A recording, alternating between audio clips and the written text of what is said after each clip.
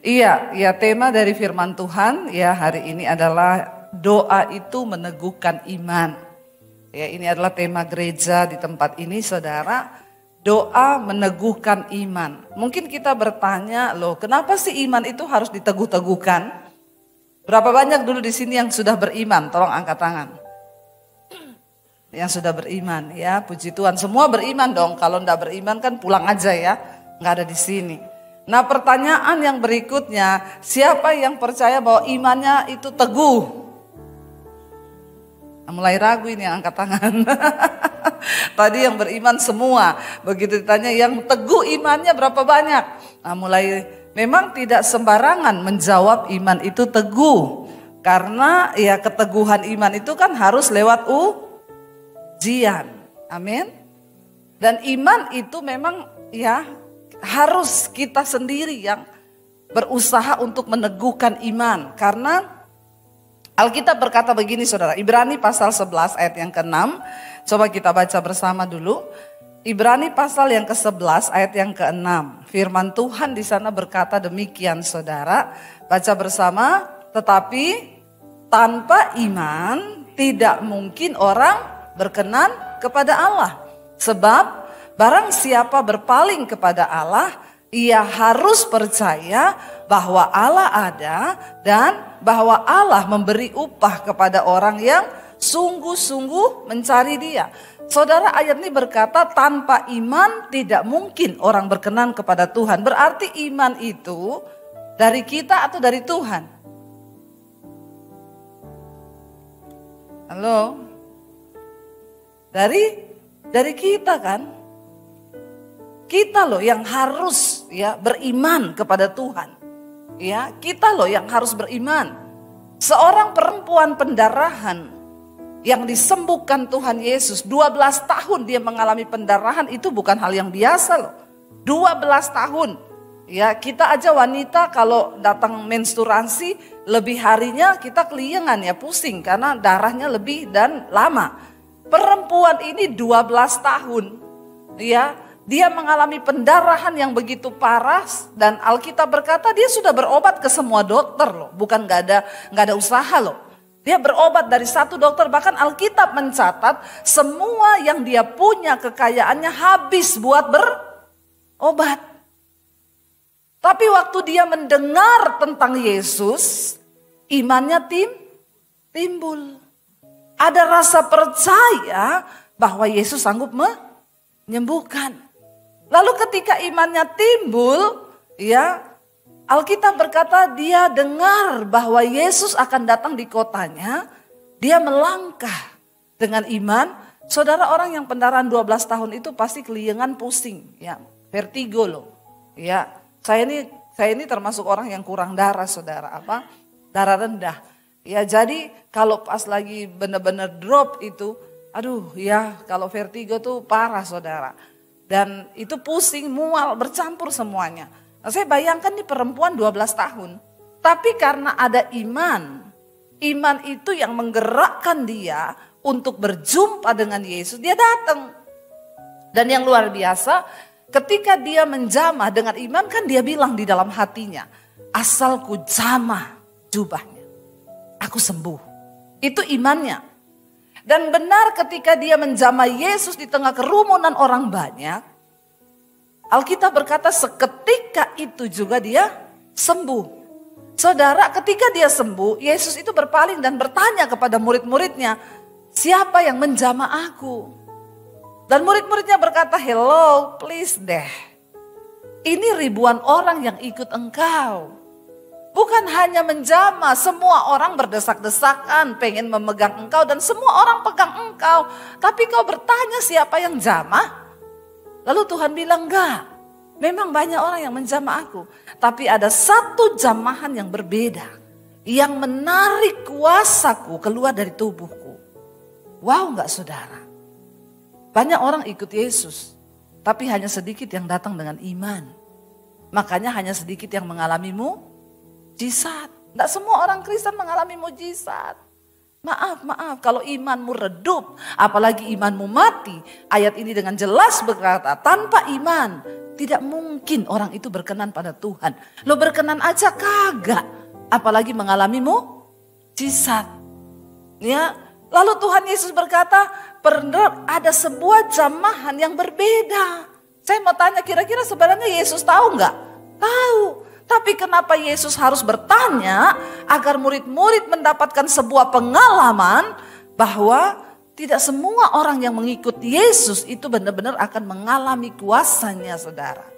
Lalu Tuhan bilang ada satu jamahan yang berbeda yang menarik kuasaku keluar dari tubuhku.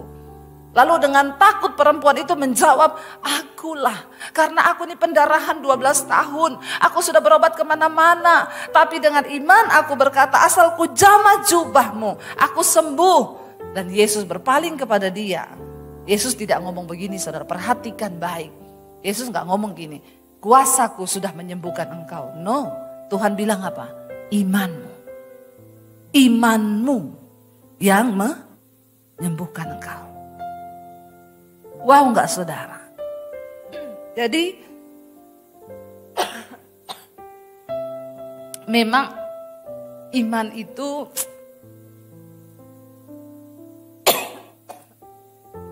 saya terlalu bersemangat.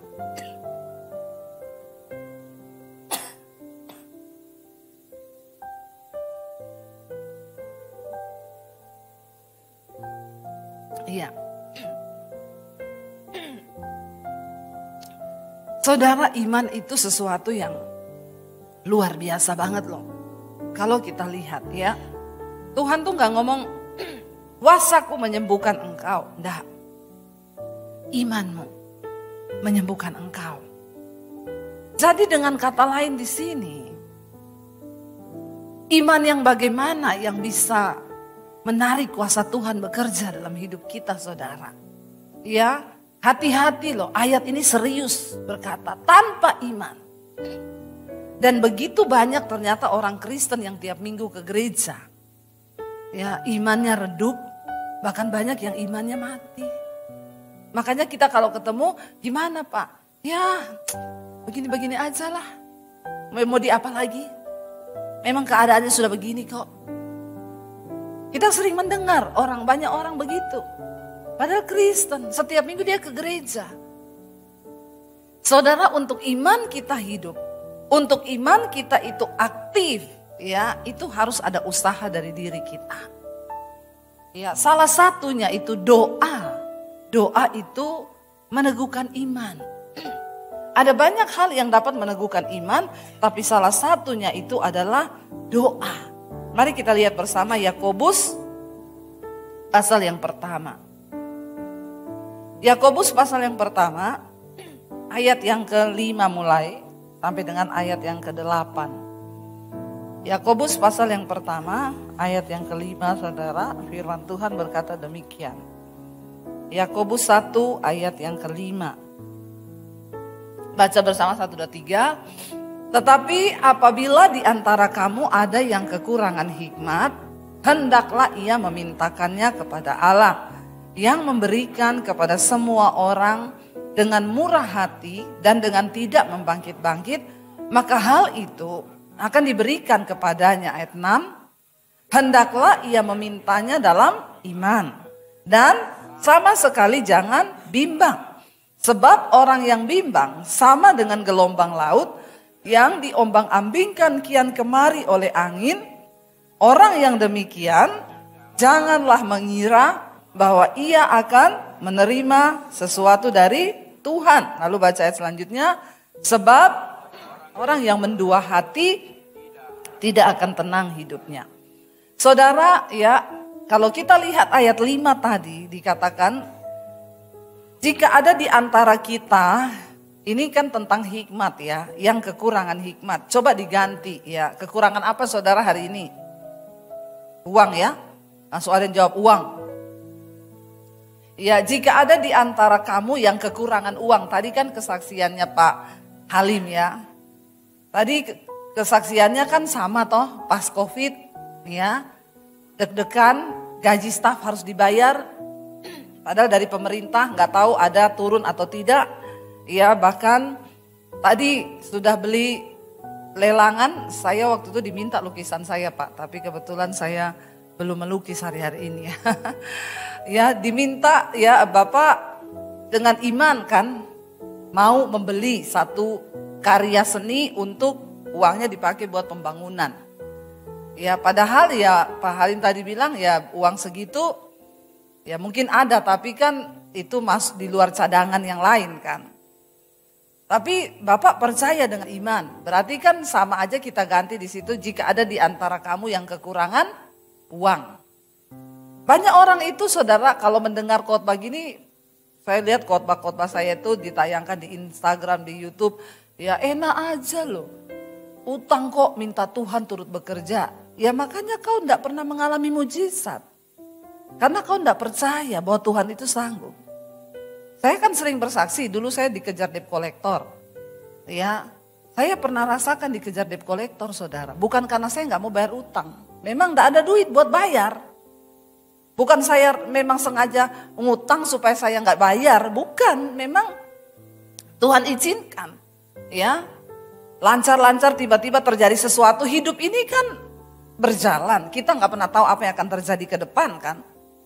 Tiba-tiba saya nggak bisa bayar, ya nggak bisa bayar waktu itu nggak ada pelayanan, ya dikejar debt collector, ya pintu pagar saya ditendang saudara, dimaki-maki saya, ya saya tidak menghubungi orang tua saya tidak menghubungi mertua saya tidak menghubungi ipar saya duduk berdoa di kaki Tuhan, ya secara manusia. Kita mungkin berpikir, bisa nggak sih Tuhan menjawab? Bagaimana mungkin Tuhan menjawab? Saya berdua dengan suami waktu itu duduk, kita hitung utang kita berapa yuk? Sekitar 80 juta. Zaman itu saudara, berapa puluh tahun lalu? Ya kira-kira, saya mau tanya sama saudara, 80 juta hari itu, Tuhan bisa nggak kasih? Saudara semua terdiam kan? Karena saya juga waktu itu nggak bisa mikir.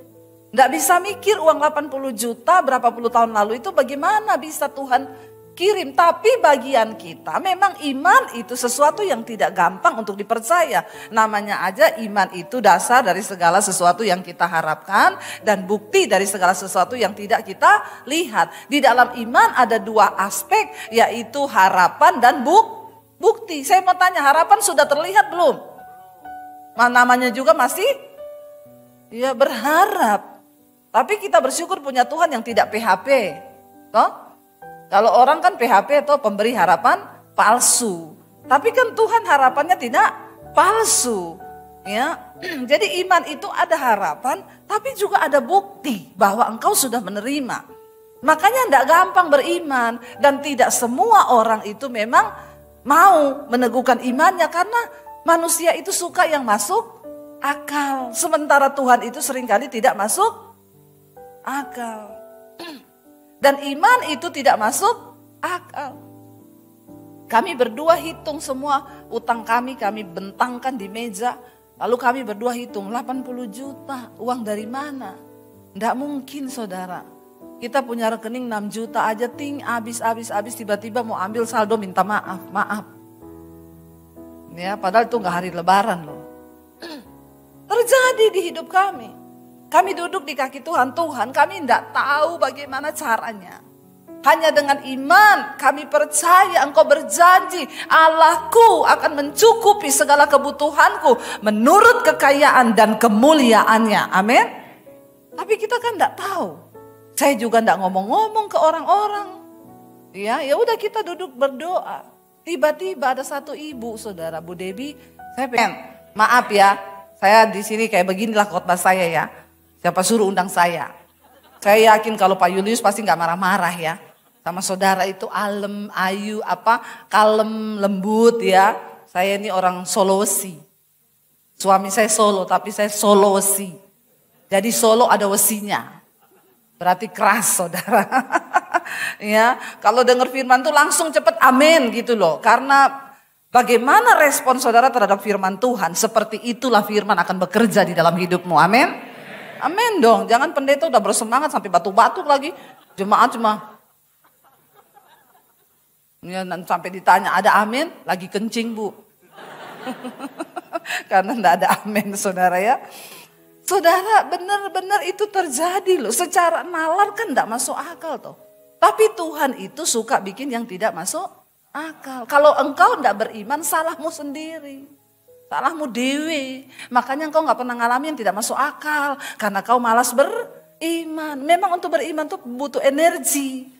Ya, butuh kekuatan, percaya yang tidak ada menjadi ada. Loh saudara kan baca di Alkitab banyak kisah-kisah mujizat.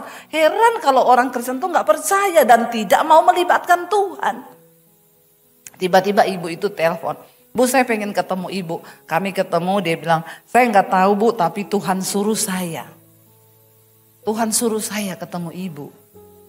Dan Tuhan suruh saya memberkati ibu. Dengan uang 100 juta. Oh, enggak wow lagi toh. Malah melongo. Melongonya masih bertanya gini, tenan apa ora ya? Tenan iki, tenan. Beneran. Ya. Loh 100 juta loh. Utang saya berapa tadi? Berarti masih sisa berapa? Masuk akal enggak? Tapi terjadi enggak? Loh seorang jandanya Nabi datang kepada Elia, saya ini loh dikejar-kejar orang utang. Suamiku sudah mati dan anakku sudah mau diambil menjadi budak. Lalu Elia tanya, kau punya apa di rumah? Nggak punya apa-apa. Mungkin kalau dia jawab, punya kulkas, TV, ya jual dulu TV dan kulkasmu itu buat bayar utang toh. Tapi dia jawab apa, tidak punya apa-apa, cuma punya buli tempat minyak. Masuk akal enggak saudara? Lalu Elia bilang masuk kamar tutup pintu. Pinjem buli-buli dari tetanggamu, jangan sedikit ya, pinjem. Dia pinjem sesuai kapasitas imannya. Ya. Kalau dia pinjem 8, ya 8. Tapi kan masalahnya dia belum tahu dulu ini buli-buli buat apa toh? Kalau Elia kasih tahu nanti buli-buli itu akan terisi minyak. Dia pinjam pasti 1 RT punya semua dia bawa toh. Masalahnya itu Tuhan gak kasih tahu dulu toh. Tuhan mau lihat imanmu. Karena iman itu sesuatu yang belum terlihat. Tapi kau percaya. Ya mungkin dia sambil pinjam buli-buli itu dalam hatinya mikir buat apa ya. Suruh pinjam buli-buli jangan terlalu sedikit. Buat apa ya. Tapi dia lakukan, ya. Lalu dia bilang masuk kamar, ya. Lalu kamu tuang minyak yang sisa di anumu itu tuang terus ya. Dituang ternyata penuh, digeser penuh, sampai dia bilang lagi, enggak ada mak. Mungkin dia bilang sama anaknya, lagian kamu tadi kenapa nggak pinjam Pak Lurah punya, Pak RT punya semua kayak kamu pinjam, habis mak. Entek saudara, ya kapasitas imannya segitu. Tapi akhirnya ketika penuh, lalu Elia bilang, jual, bayar utangmu. Dan hiduplah dari sisanya. Masih ada sisa enggak? Ada loh, Tuhan itu berkati selalu ada sisa loh. Pak Halim, sisanya banyak toh? Banyak sisanya toh? Bisa dibagi enggak Pak? Ya emoh ya, suruh beriman sendiri ya Pak ya. Beriman dewe-dewe saudara. Supaya kita mengalami Tuhan. Masalahnya banyak orang itu percaya Tuhan. Tapi tidak percaya kuasa Tuhan. Ya, tidak percaya kuasa Tuhan. Dikatakan di sana, kalau ada di antara kamu yang kekurangan apa? Hikmat, kekurangan uang, kekurangan kesehatan. Banyak orang itu ngomong sama Tuhan mau bicara uang. Loh libatkan Tuhan dalam keuanganmu. Banyak perkara uang yang Tuhan lakukan di dalam Alkitab. Ya, ketika murid-muridnya juga nggak punya uang, mereka mancing keluar uang dari mulut ikan. Itu masuk akal nggak saudara? Tidak masuk akal juga toh. Masa sih ikan tiba-tiba ada uang di dalam ikan itu? Ya, habis ini semua langsung pergi mancing ya. Tapi dari situ kan kita lihat toh, berarti Tuhan itu ada-ada aja cara kerjanya kan. Yang memang yang enggak masuk akal. Di tengah masa pandemi, saya dan suami Saudara, uang kami itu di bawah 10 juta, bertahan 2 tahun, bagaimana caranya? Coba saya mau tanya, di bawah 10 juta loh. Saya belum kenal Pak Halim, belum kenal Pak Julius. Kalau udah kenal bisa Pak pinjam duit dong ya. Pinjam 100 dulu Pak, biar tali silaturahmi tetap terjaga. Sekarang kan banyak orang pinjam 100 dulu toh. Saudara, ya kita nggak tahu mau bertahan hidup bagaimana dengan uang di bawah 10 juta, anak 3, pandemi datang, pelayanan berhenti. Dan saya dan suami itu, Pak Halim masih bisa berharap ada gaji dari pemerintah. Saya dan suami ternyata kami ini terlalu berani percaya sama Tuhan. Kita ini ternyata tidak ada gaji bulanan. Loh kita ini tidak full time di satu gereja. Ya kayak tadi Bapak bilang, penginjil lepas kita Pak, bebas. Tapi juga ya memang gajinya juga terjun bebas. Memang harus pakai iman. Jadi penginjil bebas itu tidak gampang saudara. Ya gajinya itu harus pakai iman memang. Makanya kita ini tidak bisa kredit rumah, cicil rumah itu tidak bisa. Bank selalu tanya, ibu ada penghasilan? Ada. Dari mana? Dari sorga. Lah berarti slip gajinya bu. Kalau slip gaji ya namanya juga dari sorga, slip gajinya dengan iman mas. Oh jadi tidak ada, ya dengan iman. Kata masnya, maaf ya bu, bank belum terima slip gaji dengan iman. Karena kebetulan bos kami tidak beriman. Jadi tidak bisa. Jadi kami ini ditolak, tidak bisa kredit, tidak bisa apa. Karena tidak punya slip. Lah disitulah kita pakai iman. Gaji kita dari sorga cair kalau ada iman. Nggak ada iman ya tidak cair. Karena semua yang di sorga digerakkan oleh iman. Saudara akhirnya pandemi datang. Saya cuma menguatkan hati, kita berdua saling menguatlah, namanya orang hidup dengan iman toh. Saya bilang sama suami saya, kita dulu pernah melewati lebih sulit dari ini loh. Jadi kalau terjadi sesuatu, udah kita jual rumah Jakarta, kita pulang Solo aja. Ada pondok mertua indah. Walaupun tidak indah kan, tapi ya harus indah karena cuma itu yang kita punya. Tapi saya bilang, jangan batasi Tuhan. Tuhan mampu melakukan sesuatu di luar logika kita. Kita percaya bahwa janjinya ya dan amin. Tiba-tiba saudara pas buka lockdown pertama, saya bilang sama suami, kita antar saya yuk, saya mau melukis, saya mau beli alat-alat lukis. Suami saya bilang, enggak usah macam-macam ya. Kau itu mau ngapa, mau hobi atau mau benar melukis? Ya mau melukis, ayo. Hemat-hemat ya, itu terus yang dia ulangi. Memang laki-laki itu ya selalu pakai logika atau kalau berpikir kita punya uang ini tinggal sekian loh. Gak tahu kita nih kalau gak hidup bagaimana. Ya udah ayo anterin. Kita ke Gramedia. Sampai di sana saya bilang, Mbak, kanvas yang paling gede ada? Ada bu. Coba berapa ya Mbak? Dia langsung senggol saya. Kalau cuma mau belajar, beli yang 20 cm saja. 20 kali 10. Kapasitas imannya 20 kali 10. Saya bilang, Mbak, yang paling besar. Dia bilang, mahal loh. Paling besar Mbak, ada bu. 1 meter, 1 kali 120 kali 80. Ya udah itu keluarin, saya minta 3 ya. Terus saya minta tinta gini. Begitu bayar di kasir 3 jutaan lebih, suami saya syok. Dia bilang, saya bilang percaya aja lah, saya juga enggak tahu, enggak apa-apa lah ya. Kita beriman lah sama Tuhan ya. Karepmu. Akhirnya kita pulang. Malam itu saya ngelukis saudara. Suami saya lagi ngedit video, saya ngelukis. 2 jam selesai satu lukisan. Dia keluar, waktu dia masuk ke kamar, dia kaget, dia bilang, lukisan siapa ini? Saya bilang, ada siapa di sini? Ada siapa? Nggak mungkin loh, masih nggak mungkin loh saudara ya. Ya sudah 20 kali 10. Lihat saya melukis jadi, dia bilang lagi, nggak mungkin loh. Lah ada siapa di sini? Nggak ada siapa-siapa, cuma ada saya.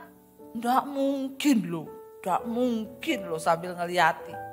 Dalam hati saya, daripada kamu ndak mungkin tak foto lukisan saya, tak angkat di IG. Puji Tuhan, lukisan pertama saya jadi nggak jelek-jelek amat ya. Tiba-tiba ada inbox masuk, Bu, dijual ndak? Di tengah masa pandemi. Saya bilang saya ini bukan pelukis, Bu, ini lukisan pertama saya. Ya belum bagus dan saya juga ndak tahu harganya berapa. Tapi Ibu jual, kalau saya beli, ya silakan. Minta nomor rekening ya, Bu. Saya kasih. Dia kirim bukti transfer 10 juta. Nah ini imannya mulai hidup. Begitu dengar 10 juta langsung hidup imannya. Ya, saudara, 10 juta saya kaget loh, di tengah masa pandemi orang uang kita dari 10 juta kurang jadi 6 beli itu tinggal 3 juta. Saya datang sama suami saya bilang, "Say, lukisanku dibeli orang." Apa iya? Ini loh bukti transfernya, saya liatin sama dia. Hah? 10 juta? Bukan 10 senti. 10 juta. Dia langsung bilang, "Ayo tak antar lagi yuk beli kanvas." Memang begitulah laki-laki itu ya, sulit untuk percaya bapak-bapak. Ya denger ya bapak-bapak, percaya sama Tuhan pakai logika, tundukkan juga logikamu kepada Tuhan, amin. Kau berpikir bisnismu secara logika begini. Libatkan Tuhan, sebab Dia sanggup melakukan sesuatu yang di luar akal logika kita, katakan. Jangan kau pakai akal logikamu bapak-bapak. Makanya survei membuktikan banyak laki-laki yang kena stroke. Ya benar, bukan apa-apa. Ukuran otak laki-laki itu lebih kecil daripada ukuran otak perempuan. Tapi survei membuktikan overload. Ya, memorinya kecil, yang ditampung banyak. Komputer, ya ini iPhone kita aja saya punya 1 tera itu. Gede. Tapi karena saya lebih banyak filenya, dia muncul terus, sudah full harus hapus yang lain. Masalahnya kan otak kita ini tidak diperintahkan hapus yang lain, hapus kekhawatiranmu, hapus puyengmu, hapus pusingmu. Jangan kau pikir semua dengan pikiranmu. Gak ada yang ingetin soalnya, tiba-tiba jebol, pecah pembuluh darah saudara. Karena waktu kau stres, hormon kortisol naik, darahmu mengental. Maka peredaran darah jadi lambat. Makanya Alkitab bilang hati yang gembira itu obat yang manjur. Orang yang gembira itu berarti percaya sama Tuhan. Amin. Jangan ya bapak-bapak. Karena ukuran otak laki-laki kecil, memorinya full. Ditambah memang enggak percaya Tuhan. Katanya sih percaya sama Tuhan Yesus. Tapi imannya mati, enggak hidup. Jadinya jebol. Ya itu handphone kalau kebanyakan, saya punya handphone itu kalau dia sudah bilang kepenuhan memorinya, kepenuhan hapus yang gak penting. Saya lupa hapus, besok mati pet. Tapi kan handphone masih bisa dihidupin lagi. Lah kalau orang mati pet. Ya, ini saya ingetin ya bapak-bapak, tolong ya. Karena laki-laki itu memang susah untuk percaya seringkali. Logikanya jalan. Akhirnya jadi saudara. Suami saya bilang, "Ayo kita beli kanvas lagi." Ya, saya ingat pertama pandemi anak saya bilang, "Mam, aku kuliah loh." Aduh dek, orang udah mati semua dek. Kamu lagi mau bilang kuliah. Berapa kalau kamu kuliah? 70 juta. Aduh 70 juta uang dari mana? Tapi sini nak, percaya. Kalau memang Tuhan berkehendak kamu kuliah, enggak ada yang mustahil. Saya enggak mau bunuh iman anak saya. Saya bilang, "Mami secara manusia enggak bisa bayar. Kita ini hidup hari ini makan aja sudah bersyukur. 70 juta mami enggak bisa bayar. Tapi kalau Tuhan berkehendak, enggak ada yang mustahil. Percaya itu, doa aja." Akhirnya saya jadi rajin melukis toh. Lukisan yang kedua dibeli orang. 10 juta. Sampai lukisan yang keempat. Saya diundang pelayanan di satu kantor. "Bu, ibu sudah berani keluar, ini semua pendeta enggak ada yang berani keluar loh. Ya, ibu mau enggak? Ini kantor kami sudah buka bu. Dan kami butuh pendeta justru untuk menguatkan iman kami. Tapi pendeta semua enggak ada yang berani, katanya takut mati." Saya dengan alasan yang rohani saya bilang, saya doa dulu ya. Itu kan alasan paling rohani padahal. Ini saya sampai jam berapa ya? 7 menit lagi ya. Itu waktunya ada 7 menit lagi. Saudara, akhirnya saya tuh ya saya memang takut karena teman-teman juga bilang, teman-teman pendeta, Bu, ini yang mati banyak pendeta loh. Jangan keluar-keluar. Ini baru lockdown pertama buka, ini virus nggak tahu nih. Saya doa tanya Tuhan, Tuhan saya pergi apa enggak? Tuhan ngomong nggak tahu diri. Itu jemaat. Ya, mereka demi sesuap nasi kerja pergi keluar karena kalau mereka nggak keluar juga mereka mati, bukan karena corona tapi nggak bisa makan. Nah, kamu yang hamba Tuhan harusnya pergi di saat orang takut begini, kamu beritakan iman malah kamu takut. Saya telepon, oke saya datang besok. Ya, ibu berani mati hidup di tangan Tuhan. Kalau belum waktunya mati, tidak mati. Kalau sudah waktunya biar kau sembunyi di lubang tanah sekalipun, mati juga kau. Itu iman saudara, ya. Akhirnya saya pergi saudara, bukan mencobai, memang iman seperti itu toh. Saya pergi, waktu itu saya melukis yang keempat. Sekretarisnya bilang sama bosnya, Pak, Bu Dewi ini pelukis loh. Saya tendang kakinya saudara, karena saya lihat di situ lukisannya bagus-bagus. Ya, saya minder. Lalu bapaknya bilang, oh iya, sekretarisnya bukain itu saya Instagram. Ibu kayaknya ini lukisan terakhir ibu ya, ini sudah laku belum? Belum. Lukisan pohon ada bayangan di air.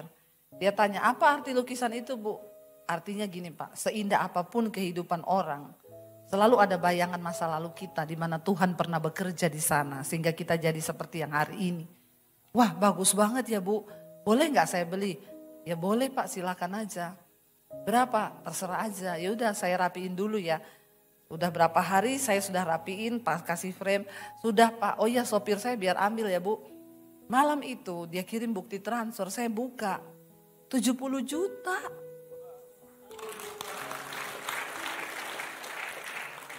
Saya WA, Pak, kayaknya salah Pak, kelebihan 01. Karena 01 bahaya kalau ada temannya di depan toh. Daripada saya sudah pakai duitnya terus dia bilang kelebihan, gawat saya mau ganti bagaimana saudara. Jadi saya bilang, dia bilang, oh enggak Bu, enggak kelebihan. Memang itu yang Tuhan taruh di hati saya. Saya bilang anak saya, Dek, kamu kuliah Dek. Ini jawaban 70 juta imanmu. Lo bener gak saudara? Saudara selama masa pandemi hampir 50 lukisan keluar. Yang beli dari Amerika, dari Belanda, dari Indonesia seluruh Batam, Manado. Saudara tahu ya, lukisan termurah itu 5 juta. Yang lain 10, 25, 30 juta, 45 juta, 50 juta, 75 juta tertinggi. Wow enggak? Wow. Masuk akal enggak? Saya bukan pelukis, saya ini dari SD. Makanya waktu saya mau beli kanvas, suami saya bilang, aku menikah sama kamu ini 20 tahun lebih ya. Aku enggak pernah lihat kamu tuh gambar. Terus tiba-tiba mau melukis si piye. Saya bilang, ya saya juga enggak tahu. Ya saya sih bisa gambar gunung, 2, sawah di tengah, jalan, matahari. Itu semua kan gambar kita semua kan dulu waktu SD toh. Lalu ada padi begini. Ya, tapi tiba-tiba Tuhan kasih di tengah masa pandemi. Saya enggak tahu, itu cara Tuhan pelihara kami. Ya, kalau tadi Pak Halim di pandemi Tuhan pelihara begitu, saudara, karena kita aktifkan iman, loh Tuhan itu menjawab, memberkati, menjawab doa itu dia juga lihat-lihat loh. Enggak semua, banyak orang berdoa tapi yang dia lihat tuh yang karena hanya iman yang akan mengetok pintu sorga. Biar kau berdoa ya siang malam kepala di bawah kaki, tapi kalau tidak ada iman, ayat tadi kan bilang tidak berkenan loh. Minta dengan iman. Dan ayat yang ke-6 tadi berkata apa? Jangan bimbang hatimu. Sebab orang yang bimbang sama dengan gelombang laut yang diombang-ambingkan kian kemari. Orang yang demikian tidak mungkin ya menerima sesuatu yang dari Tuhan. Ayat 7 bilang, kalau kau bimbang, ya kau doa tapi bimbang gak pakai iman, kau tuh seperti gelombang laut yang diombang-ambingkan kemari. Sudah doa nih, Tuhan bisnisku Tuhan. Tapi masa iya ya? Gak mungkin loh. 1M loh ini. Gak mungkin. Saya di tengah masa pandemi ditelepon orang, Bu doain ya Bu, saya punya masalah ini Bu, suami saya meninggal, utang saya 200 miliar. Mau kecekik leher saya saudara. Yang utang dia, yang puyeng saya denger, cuma denger loh, denger tok. Ya, puyeng saya denger tok itu, 200 M itu ember atau miliar ya. Dan waktu dia telepon saya, ya saya cuma berdoa Tuhan kasih ayat buat dia. Lalu Tuhan kasih ayat itu Bu, ini yang Tuhan kasih ayat buat ibu ya. Bukan karena kuat dan gagahmu, tapi karena rohku kata Tuhan. Ibu imani dan pegang ayat ini ya. Saudara, berapa tahun berlalu saya ketemu dia, senyum-senyum, gimana Bu? Puji Tuhan Bu, selesai.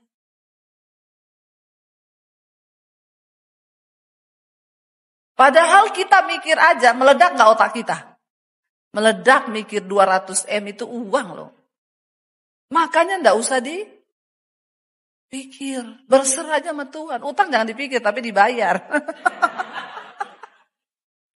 Ya, berat saudara, tapi itu Tuhan. Ya, jadi kalau saya tanya Bu, udah selesai gimana?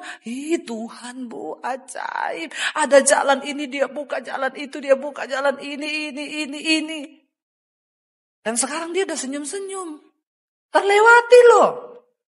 Saudara, semua masalah itu ada time limitnya. Dan iman bisa mempercepat time limit itu. Amin. Jangan gak percaya ya, saya kalau ngomong gintar dipikir saya orang gila yang memprovokasi jemaat. Kalau orang dengar itu pendeta ya, karena saya ngalami. Makanya saya bisa cerita, kalau saya gak ngalami saya gak bisa cerita sama saudara. Karena saya nanti sambil khotbah sambil, Salah satu penghalang terbesar adalah ketidakpercayaan. Ya, ketidakpercayaan kita itu membatasi Tuhan. Yesus nggak bisa lakukan mujizat di tempat orang yang nggak percaya. Ya, karena iman itu turut bekerja untuk melihat kuasa Tuhan terjadi. Bukannya Yesus nggak bisa, dia nggak mau saudara. Ngapain orang nggak percaya kok? Ya, tapi ketika engkau mempercayai Tuhan, kenapa saya bisa percaya sungguh sama Tuhan? Saya ini keluar dari rumah, saudara kan udah dengar kesaksian saya kan? Semua sudah dengar kan? Belum ya? Yang belum subscribe channel YouTube saya berapa banyak? Ya, tolong subscribe Debbie Basir TV ya. Jangan lupa share dan komen. Saya ini menerima Tuhan Yesus tahun 95. Papi saya haji, kakek saya ustadz. Saya mau bunuh diri 96. Saya berdoa, Tuhan, di mana engkau? Siapa engkau yang menciptakan saya? Aku enggak tanya agama Tuhan, tapi aku pengen ketemu Tuhan yang benar. Dan Tuhan datangi saya secara pribadi. Tahun 96 saya ketemu Tuhan Yesus secara pribadi. Dan itu yang mengubah hidup saya. Saya berbalik dan saya mulai mengikuti Tuhan. Saya bersyukur saat saya percaya Tuhan Yesus itu. Saya kan enggak bisa bebas ke gereja. Ya, memang enggak boleh. Berani ketahuan papi saya punya pedang panjang 1,5 meter di bawah kolong tempat tidur. Dia punya pistol. Jadi saya sangat ketakutan. Jadi saya bertumbuh dalam iman itu di rumah. Lewat pembacaan firman Tuhan. Karena Alkitab berkata iman itu bertumbuh lewat aniaya dan pembacaan firman Tuhan. Makanya kalau saudara itu kurang dianiaya ya kurang beriman sih.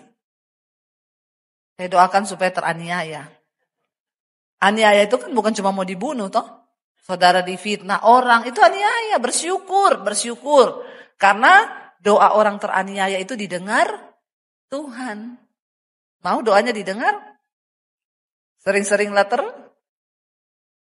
Lo kan begitu toh, cuma diputar-putar kan? Harus begitu, percaya ya. Makanya suami, kau jangan sering-sering aniaya istrimu. Kalau dia teraniaya, dia berdoa, Tuhan dengar loh. Hati-hati. Ya, dia cuma bilang, Tuhan, suamiku itu loh Tuhan. Hajar Tuhan. Habis bapak-bapak. Kalau dihajar Tuhan bahaya. Ya, iya betul. Saya tuh ngomong sama jemaat gitu. Kalau ada jemaat yang, Bu, suamiku itu loh, enggak bertobat. Ibu berdoa, sudah. Doamu bagaimana? Tuhan, jamah suamiku. Jangan berdoa begitu, Bu. Apa, Bu? Tuhan, hajar suamiku. Terus, boleh emang? Boleh. Nanti kalau suami saya marah, suruh dia hubungi saya. Ya, bener, ada ibu-ibu satu kali ngomong ke suaminya yang selingkuh terus. Saya sekarang berdoa buat kamu, Mas. Oh iya, Bu Debi ajari. Doanya apa?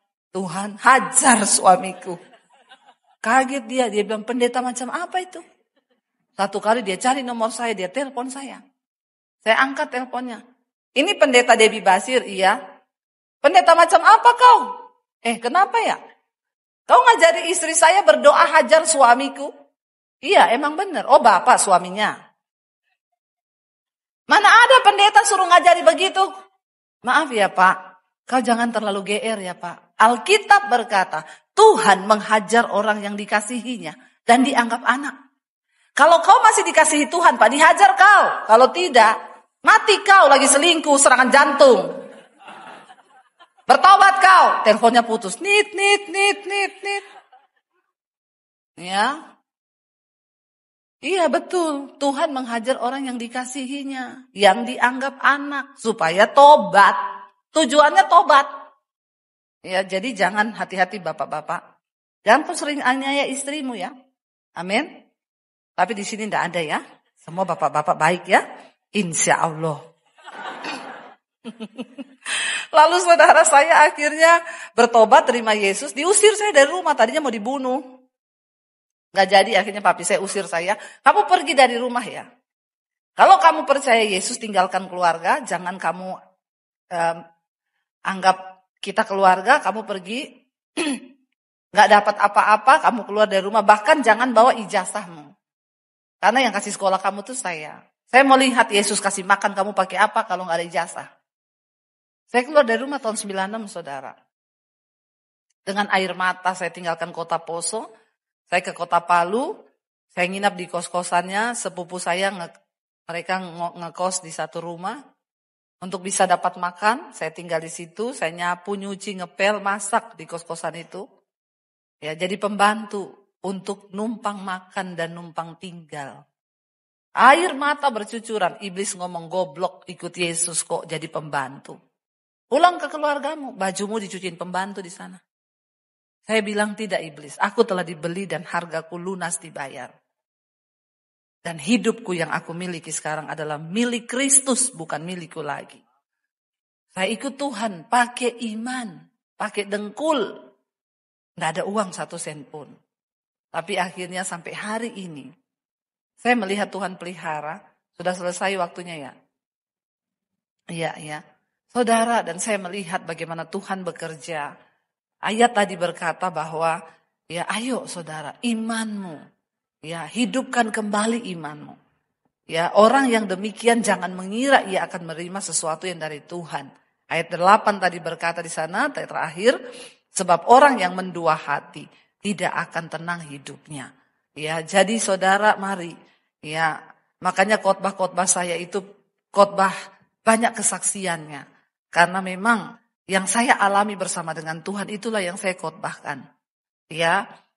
Jadi saudara kalau Tuhan melakukan mujizatnya dalam hidup kami. Tiba-tiba di masa pandemi channel YouTube saya sehari nambah 1.000 subscribe. Sehari 1.000, 2.000, 3.000. Ya hari ini hampir 800.000. Saya berdoa tahun ini jadi 1 juta. Dan Tuhan membalikan keadaan di tengah masa pandemi. Kami yang tadinya mau jual rumah di Jakarta, malah gak jadi jual rumah, malah beli rumah lagi. Dan puji Tuhan saudara, nanti ibadah kedua saya akan bersaksi. Tanggal 5 Januari kemarin, para imam musik silakan maju. Ya tanggal 5 Januari kemarin saya meresmikan sekolah misi Alkitab saya di Bandungan. Ya. Dan puji Tuhan sekarang udah ada beberapa 28 apa 30 kalau sudah datang semua, tapi sudah mulai kelas ya, yang sudah ada di kelas itu 26 orang dari Papua, dari NTT, ya semua mereka sekolah gratis dan biayanya dari Tuhan. Saya melihat Apa yang tidak ada dengan iman? Waktu Tuhan kasih visi saya bangun sekolah, saya bilang, Tuhan, saya bukan orang kaya. Saya juga bukan orang pinter. Tuhan bilang, aku tidak cari orang pinter, aku tidak cari orang kaya. Karena banyak orang kaya yang tuli. Ya, Tuhan bilang, aku cari orang yang beriman. Ada satu kisah di Alkitab ya tentang Esther. Saya juga mendengar Pak Lukas sedang mencanangkan untuk bulan ini menjadi bulan berpuasa. Satu hal yang kita tahu dari kisah Esther itu yaitu tentang apa saudara? Yang lain tahu enggak? Esther itu tetangga saya, Bu. Ya, siapa tuh Esther? Di Alkitab? Ya, haleluya saudara. Ya, saya tuh kadang suka sedih loh lihat orang Kristen tuh banyak yang tidak tahu kisah dalam Alkitab. Ya, kita harus tahu kenapa dari semua kisah itu kita bisa belajar. Oh, ternyata nilai yang Tuhan mau kita belajar tuh seperti ini, seperti ini. Ya, ditanya Esther, siapa yang tahu? Itu mantan saya dulu, Bu. Namanya Esther. Ya, bertobat saudara. Kita tahu dari kisah Esther yaitu tentang berpuasa. Berapa lama Esther puasa? 3 hari 3 malam tanpa makan, tanpa minum. Ya, silakan kalau saudara mencoba ya. Ya kalau Tuhan suruh, kalau enggak juga jangan ya. Nanti malah kerasukan saudara. Saudara, di dalam kitab Esther ini ada satu cerita di mana Esther ini adalah seorang dia berkebangsaan Yahudi. Dan pamannya itu adalah Mordekai. Mordekai ini merawat Esther karena dia yatim piatu. Mama papanya sudah mati. Dan mereka ini dulu dibawa dari, ya sebenarnya dia adalah suku Benyamin. Dibawa ke pembuangan di Babel. Ketika bangsa Israel ya mendapat penghukuman Tuhan, terpaksa mereka dibuang di Babel. Dan pada saat itu ya Raja Ahasiweros itu permasyurinya yaitu Ratu Wasti dihukum mati. Kenapa? Karena pada waktu raja panggil, Wasti ini tidak mau datang. Dan hukumannya walaupun dia permasyuri atau ratu, kalau dipanggil oleh raja tidak mau datang, maka dia harus mati. Ketika Ratu Wasti mati, raja ini ya kesepian, gundah gulana. Ya, lalu orang-orang di bawahnya raja berpikir, kita ini tidak bisa loh biarin raja kita ini gundah gulana tanpa ratu. Jadi sebaiknya kita carikan pengganti. Memang laki-laki itu tidak tahan hidup lama-lama sendiri. Iya nggak bapak-bapak? Hello, kalau istrinya mati pasti pengen. Kok ibu-ibu yang jawab? Ibu-ibu jawab kawin, ya. Tapi itulah enggak apa-apa ya, namanya juga laki-laki ya, tapi berdoa harus cari yang terbaik ya supaya. Kok amin? Kok ibu-ibu amin semua ya? Pengen mati semua. Oh, ternyata setelah saya melihat begini, ini ibu-ibu yang janda sudah tidak punya suami semua, makanya mereka bilang amin. Ternyata ibu-ibu yang pengen, nah ya kawin lagi. Jangan ya, kalau ibu-ibu itu perempuan itu kadang lebih banyak janda daripada duda. Kenapa saudara? Karena perempuan itu lebih tahan, dia hidup sendiri, suaminya mati dia gak kawin lagi. Tapi bapak-bapak ya istrinya mati pengen cepet-cepet. Ibu-ibu lagi jawab kawin ya. Sampai ada saudara bapak-bapak di Manado sana, bukan di sini ya.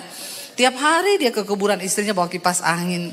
Ditanyai orang, kenapa Pak tiap hari bawa kipas angin? Iya, soalnya istri saya berpesan, sebelum kuburan saya kering, kamu tidak boleh kawin lagi. Jadi saya bawa kipas angin supaya cepat. Memang seperti itu ya. Lalu Raja Ahasiweros juga dia merana, aduh kok istri saya akhirnya mati, saya sendiri.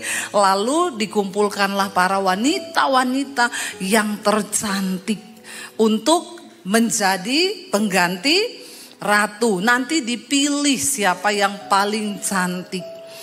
Lalu Esther terpilih salah satunya saudara. Tapi Mordekai bilang begini, nanti Kamu jangan bocorkan identitasmu. Jangan bilang kalau kamu tuh orang Yahudi. Karena kita ini bukan lagi di negara kita sekarang, jadi diam-diam aja. Tiba-tiba saudara, raja ini mengangkat seorang menjadi kepercayaan raja. Namanya itu Haman.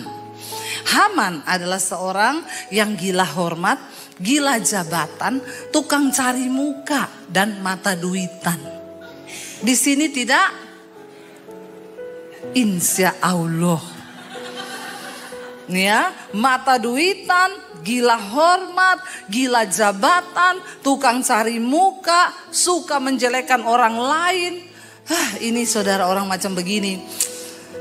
Aduh ya, memang ya kalau dibaptis harus dicelupin selama 15 menit. Biar dia buka mata langsung di rumah Bapa di sorga.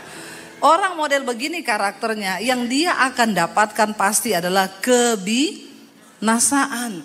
Satu kali ketika raja mengangkat jabatannya dan memberikan dia pangkat yang tinggi, lalu raja berkata, semua harus hormat kepada Haman. Satu kali Haman masuk ke istana raja, semua langsung menunduk dan hormat kepada dia, kecuali Mordekai. Waktu Haman lihat Mordekai tidak tunduk menyembah dia, dia langsung cari tahu siapa dia.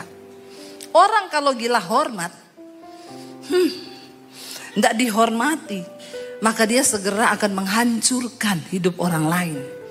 Dalam hidup kita sehari-hari pun kita akan menemukan hal-hal yang seperti ini. Ya, bisa jadi teman kita nusuk dari belakang. Ya, kalau nusuk itu selalu kalau dari depan tuh perang. Ya, tapi namanya pengkhianat itu nusuk dari belakang. Tapi Tuhan akan izinkan itu terjadi. Karena memang kita ini masih hidup di dunia. Ya, mau dimanapun, di dunia bisnis, pekerjaan, bahkan di dalam pelayanan pun ya Pak Lukas ya. Ada yang begitu ya Pak? Oh banyak kata Pak Lukas. Pengalaman ya Pak. Kita 11-12 ya Pak. Banyak saudara, mau dimanapun. Setan bekerja. Justru bukan di tempat-tempat yang ngeri. Saya di Semarang diajak teman pergi ke kuburan. Kuburan suaminya yang sudah lama meninggal. Lalu ada bapak-bapak datang. Saya tanya siapa Bu? Dia penjaga kubur Bu di sini. Oh iya ya. Saya tanya Pak sudah berapa lama kerja jadi penjaga kubur? Ya sudah 29 tahun Bu. Bapak ini kerja atau hobi ya? 29 tahun Pak, lama amat ya Pak. Iya Bu. Pak saya mau tanya Pak, 29 tahun Bapak jadi penjaga kubur. Bapak pernah lihat setan dah? Belum pernah tuh Bu, sekalipun belum pernah, belum. Bapak sering malam-malam ada di kuburan, seringlah Bu. Dia bilang, tapi saya belum pernah lihat setan. Saya bilang, memang benar setan itu enggak ada di kuburan. Ya, setan adanya di mana? Di gereja katanya ya. Ternyata banyak setan di gereja ya. Oh haleluya ya. Tapi saudara pastikan sebelah kanan kirimu tidak ada setan. Ya semuanya adalah anak Tuhan, amin. Memang benar setan tidak ada di kuburan. Setan itu bekerja nomor 1 di gereja. Kenapa? Karena dia tidak mau saudara dekat dengan Tuhan. Dia tidak mau saudara karakternya diubahkan. Jadi banyak setan. Ya, dan ketika saya ngobrol-ngobrol, oh iya benar ya. Jadi saudara, kita akan menemui orang-orang yang seperti Haman ini di sekeliling kita. Yang ingin membunuh karir kita, ingin membunuh pekerjaan kita, ingin membunuh pelayanan kita, ingin membunuh siapapun saudara. Ada orang-orang begini. Ketika dia melihat Haman tidak tunduk kepada dia, kita buka bersama Ester pasal yang ketiga, ayat yang ke-5 sampai ayat yang ke-6. Ester 3 ayat 5 dan ayat yang ke-6 saudara. Firman tuh di sana berkata begini. Ketika Haman melihat bahwa Mordekai tidak berlutut dan sujud ya kepadanya, maka sangat panaslah hati Haman. Cuma karena tidak berlutut, tidak hormat, hatinya jadi kasihan deh ya. Ngapain saudara? Tapi tanpa kita sadari itu terjadi dalam hidup kita. Kenapa banyak orang mau cerai? Karena engkau berkata harusnya istriku tuh begini. Harusnya suamiku tuh begini. Harusnya kalau aku pulang tuh dia begini. Lalu kalau tidak terjadi seperti yang kita mau, maka panaslah hati kita. Iya Pak ya. Sebenarnya kita juga punya benih-benih roh dari Haman ini. Yang kepengen dihargai, ya kepengen dihormati, yang kepengen diberbuat begini, yang kepengen dilakukan begini. Lalu kalau tidak terjadi kita marah karena kenyataannya tidak sesuai dengan ekspektasi kita. Haman jadi panas hatinya saudara. Cuma gara-gara ya Mordekai tidak tunduk dan tidak hormat. Ini orang gila hormat saudara. Ya nggak perlulah saudara ya. Kita ini mau dihormati kayak apa juga ngapain ya. Makanya orang macam begini gila jabatan, gila hormat ya pasti suka cari muka. Ya padahal sudah punya. Lalu jadi bermuka. Ya bermuka dua. Muka kok dua. Muka satu aja susah rawatnya. Apalagi dua. Makanya jangan suka cari muka. Mari kita sibuk cari muka sama Tuhan. Itu yang paling enak. Luar biasa saudara. Ketika kita cari muka sama Tuhan. Kita dapat perkenanan Tuhan. Cari muka sama manusia ngapain? Ya nggak perlu saudara. Ketika dia melihat bahwa Mordekai tidak sujud menyembah, panaslah hati Haman. Bapak-bapak, jangan kau suka hatimu panas. Sama istri panas, sama anak panas. Di gereja saja kelihatan luar biasa nyanyi, nyembah, pulang di rumah marah-marah terus. Itu pasti kau ditunggangi roh kuda merah. Apa itu di Alkitab dibilang roh kuda merah itu? Roh pencabut damai sejahtera. Kalau dia datang damai sejahteranya orang hilang. Itu artinya kau punya roh kuda merah ya kayak Haman ini. Jadi ibu-ibu kalau ada suamimu marah-marah, ngomong saja kau itu punya roh kuda merah. Baca kitab Wahyu. Ya kalau pulang damai sejahteranya hilang. Tetapi dikatakan di sana apa? Haman itu menganggap ya dia menganggap dirinya terlalu hina untuk membunuh hanya Mordekai saja. Karena orang telah memberitahukan kepadanya kebangsaan Mordekai itu orang Yahudi. Jadi Haman mencari ikhtiar untuk apa? Memusnahkan semua orang Yahudi. Yakni bangsa Mordekai itu di seluruh kerajaan Ahasiweros. Dia tahu mereka ini pendatang. Mereka ini hanya pendatang. Ya. Jadi dia mencari ikhtiar jahat. Kalau cuma bunuh dia rugi. Mumpung saya punya kekuasaan. Saya musnahkan satu bangsanya yang tersisa. Yang masih ada di kerajaan ini. Lalu dia menghadap Raja Ahasiweros.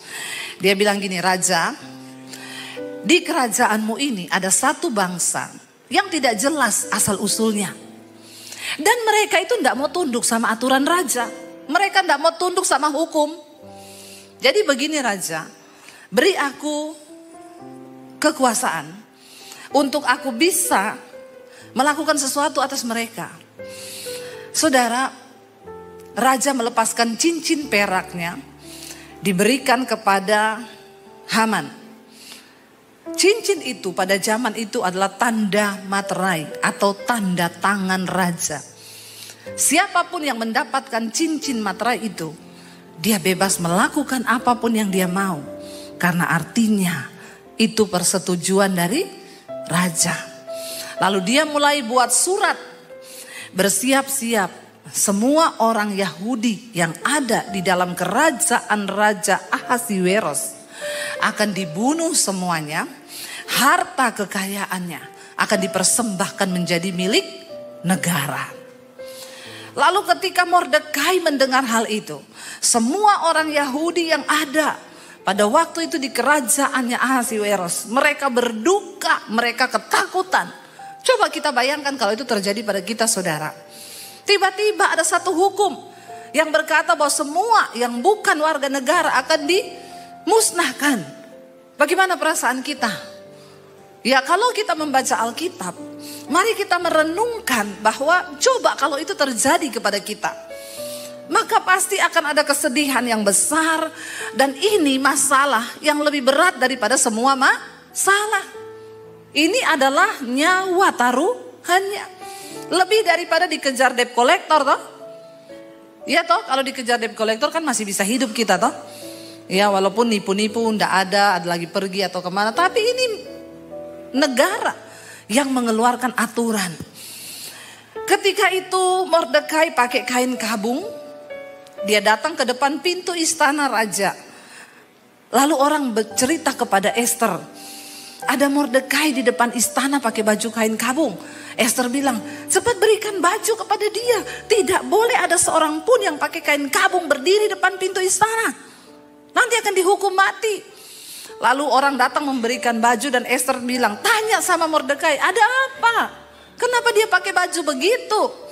Lalu Mordekai bilang, sampaikan kepada Esther. Ya, bilang kepada Esther. Kita lihat ayat Esther 4 ayat yang ke-6. Ya, Esther menyuruh Hatah untuk pergi menemui Mordekai di depan pintu gerbang istana.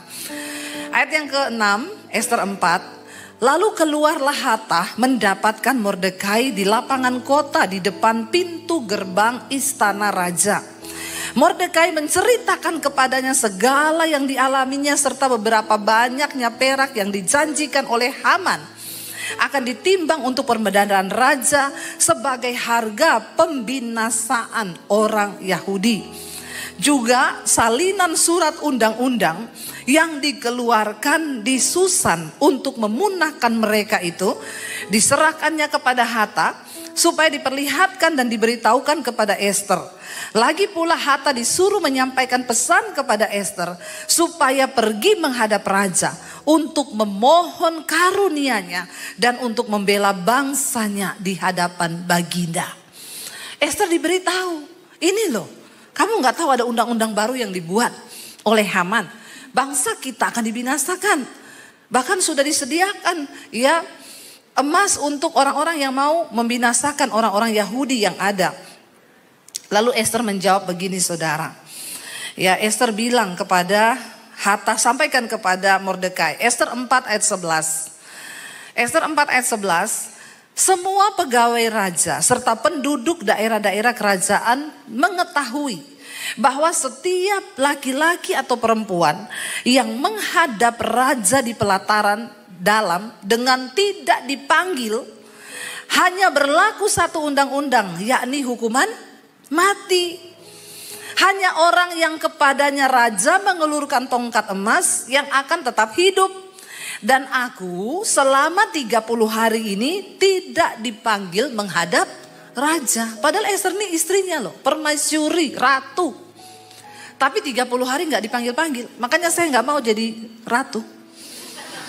Saya gak mau menikah dengan raja. Ya bayangkan mau ketemu suami aja tunggu dipanggil. Ya gak bisa kangen-kangenan sama suami. Ya saya pilih menikah sama hamba Tuhan saja. Mau ketemu kapan saja boleh toh. Mau ngomong apa aja boleh kan. Ya ini saudara, Esther bilang, kamu kan tahu aturan di kerajaan ini. Kalau orang gak dipanggil menghadap raja, lalu masuk sendiri menghadap, cuma satu hukumannya apa? Hukuman mati. Kecuali raja mengulurkan tongkat, itu artinya aku mendapatkan perkenanan. Maka aku akan hidup. Ya, Esther bilang, bagaimana? Saya ini udah 30 hari loh gak pernah dipanggil-panggil sama raja. Jadi tunggu aja. Lalu saudara, ketika disampaikan kepada orang perkataan Esther itu kepada Mordekai, maka Mordekai menyuruh menyampaikan jawab ini kepada Esther. Mordekai bilang begini, jangan kira karena engkau di dalam istana raja dan hanya engkau yang akan terluput dari antara semua orang Yahudi. Dengan kata lain Mordekai bilang, jangan kamu merasa aman. Kamu pikir setelah kamu ada dalam kerajaan kamu aman saudara? Apa pesan Tuhan hari ini? Jangan pernah merasa aman dengan hidupmu. Sebab tanpa Tuhan tidak ada yang aman. Amin. Hanya di dalam Tuhan kita bisa aman. Dengan semua yang terjadi hari-hari ini, ya, kita harus semakin menggantungkan hidup itu kepada Tuhan. Kemarin saya baca, ini Jepang menuju resesi ekonomi yang besar. Ya, mereka mengalami resesi karena mata uangnya turun terus. Disusul dengan Inggris. Tidak ada yang abadi di dunia ini. Tidak ada yang bisa merasa aman. Makanya Mordekai bilang, jangan sampai karena kau pikir kau ada di istana lalu kau akan luput. Kau juga adalah orang Yahudi. Hidup kita ini hanya dekat dengan Tuhan saja. Aku aman. Jangan bergantung kepada pekerjaanmu. Jangan kau taruh jaminan hidupmu kepada uang atau depositmu yang ada di bank. Tapi mari taruh hidup kita kepada Tuhan. Hanya dekat dengan Tuhan, maka kita akan tenang. Amin. BMC Philadelphia sudah berulang tahun 22 tahun. Dengan semua pencapaian yang sudah ada, jangan pernah merasa aman. Justru hari-hari ini kita harus semakin tekun mencari Tuhan. Ya, semakin rajin melayani, semakin mencari Tuhan.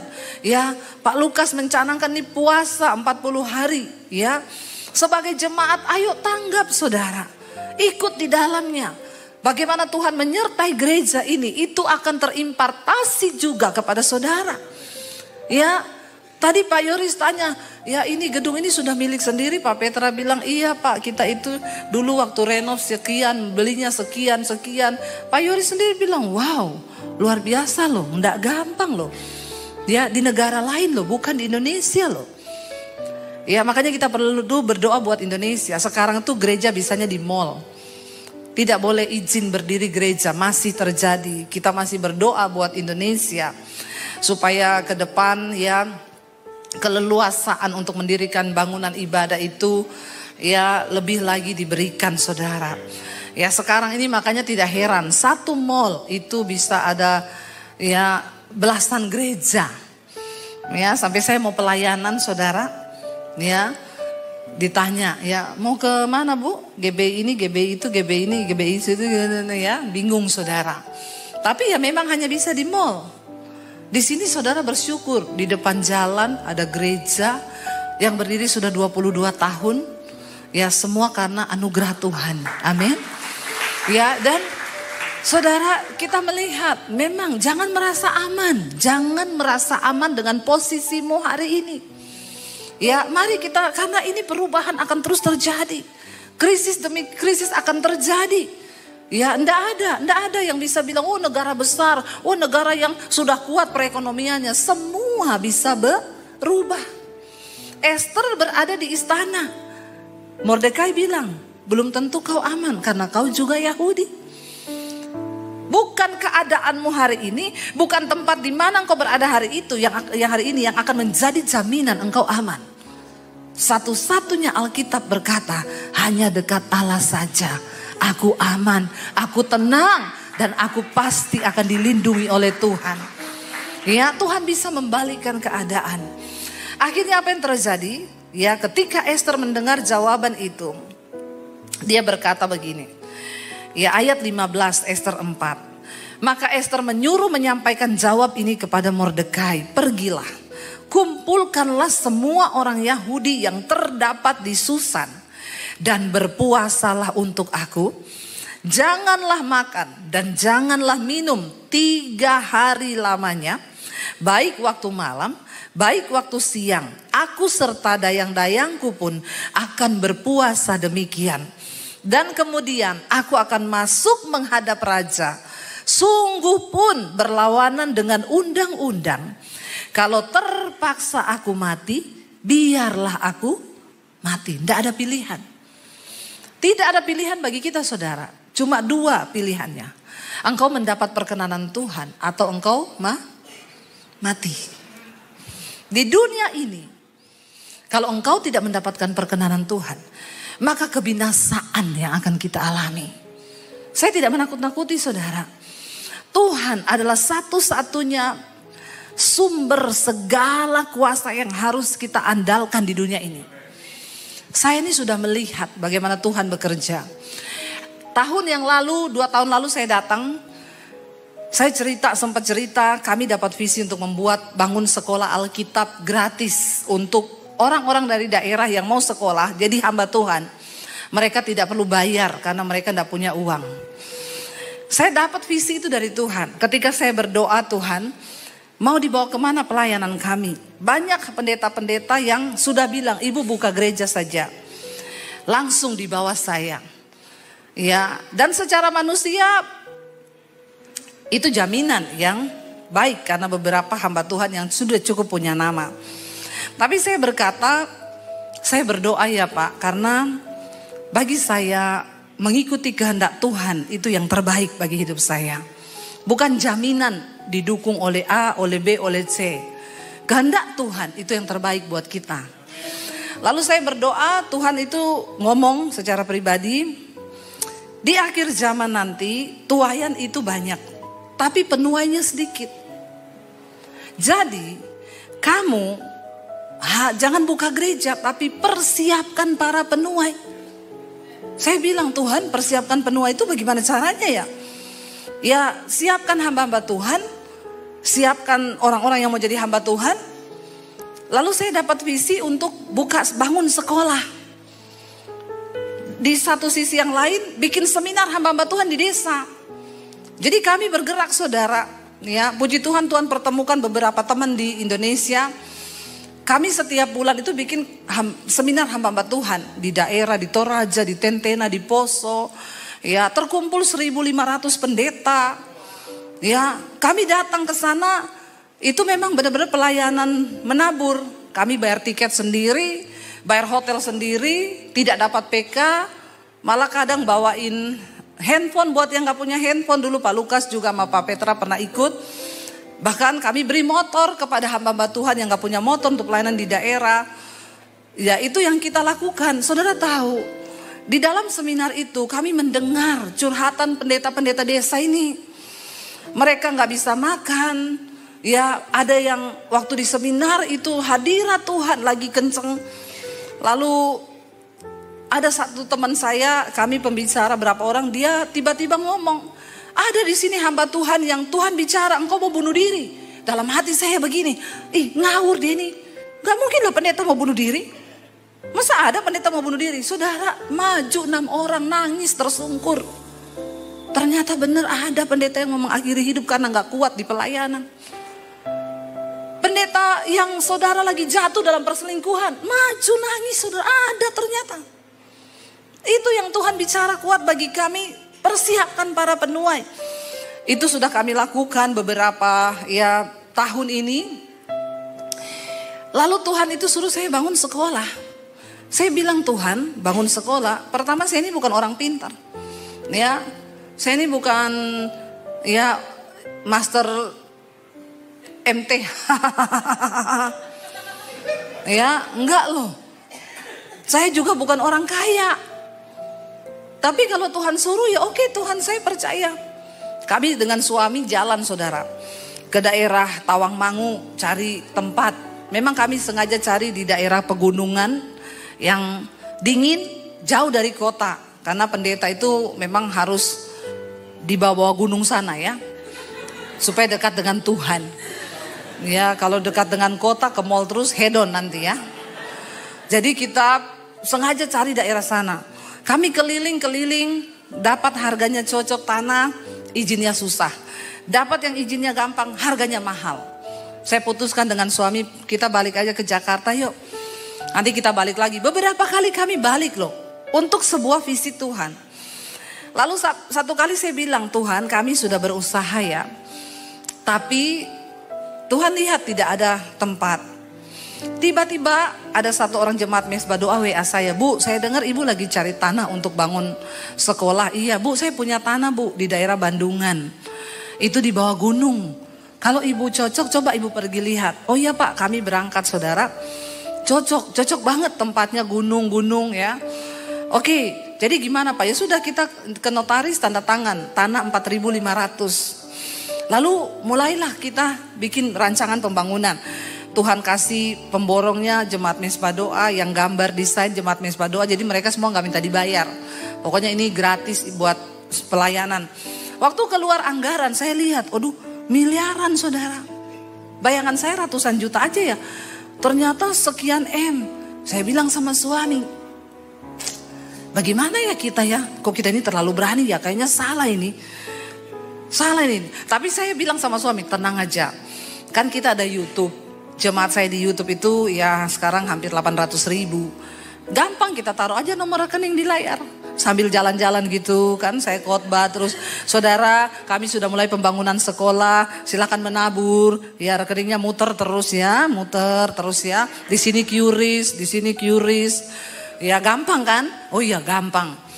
Balik ke Jakarta saudara, sampai di Jakarta suami saya bilang, kamu kasih tahu saya ya kalau kapan mau ditayangkan nomor rekening, sekalian kamu buat pengumuman. Oh iya, nanti kita syuting dulu. Mau syuting, Tuhan ngomong, silakan kamu taruh nomor itu di layar. Aku tidak ikut-ikut. Biasa aja, keles. Bahagia banget lu. Saudara, lo secara manusia, itu kan harapan kami banget toh. Tapi waktu saya dengar suara itu, Tuhan bilang kamu taruh rekeningmu. Aku ndak ikut. Karena berarti kamu sudah menghitung kekuatanmu. Seperti Daud yang mencoba menghitung kekuatan pasukannya.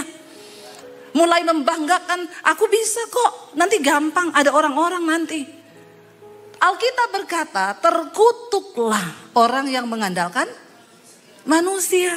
Yang mengandalkan kekuatannya sendiri. Amin. Akhirnya saya bilang sama suami, jangan taruh nomor. Lah terus gimana? Jangan. Biar Tuhan yang bekerja. Sebentar saya mau difoto ya. Sudah? Ya, kalau sudah kameranya turun ya. Soalnya nanti foto saya jelek. Sudah itu yang terbaik ya. Nggak usah foto lagi ya. Terima kasih. Saya tunggu dikirim di IG saya. Saudara, jadi saya akhirnya bilang sama suami, nggak usah, kita lihat Tuhan bekerja. Kalau kita taruh nomor itu, mungkin kita bisa dapat yang kita mau. Tapi Tuhan kalau bekerja, unlimited, amin.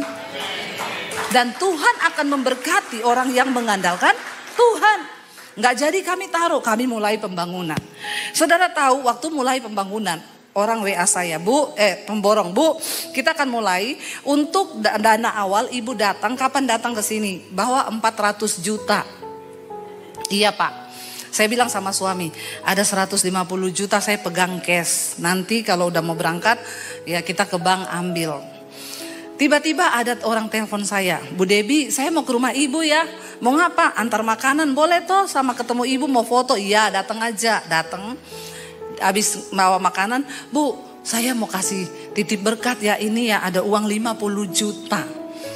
Saya terima, oh ya terima kasih Bu ya, sudah dia pulang. Berarti saya sudah pegang 200 juta, kurang 200. Saya bilang sama suami, lusa kita berangkat, kita mampir di bank. Sebelum berangkat, ada orang telepon, Bu Debbie kapan bisa ketemu? Saya pengen ketemu ibu, Bu, saya dari Kanada loh. Ya bukan orang Indonesia, dari Kanada. Iya, kenapa Pak? Ketemu sebentar aja Bu, di mana? Saya mau ke Semarang, saya bilang lusa. Ya tapi ketemu sebentar boleh nggak? Ya udah di Starbucks aja ya. Ya udah dekat apartemen saya, kita pergi saudara. Ngobrol-ngobrol, kami bersyukur Bu, di Kanada saya diberkati lewat khotbah-khotbah ibu gini. Saya ini disuruh Tuhan datang ke sini khusus nyari ibu. Ini saya bawa uang Bu, ada uang 200 juta.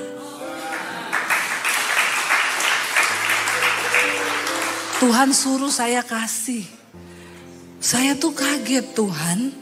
Tuhan bilang iya karena kau gak pasang rekening. Kami berangkat saudara. Pembangunan semua berjalan, kami terkaget-kaget.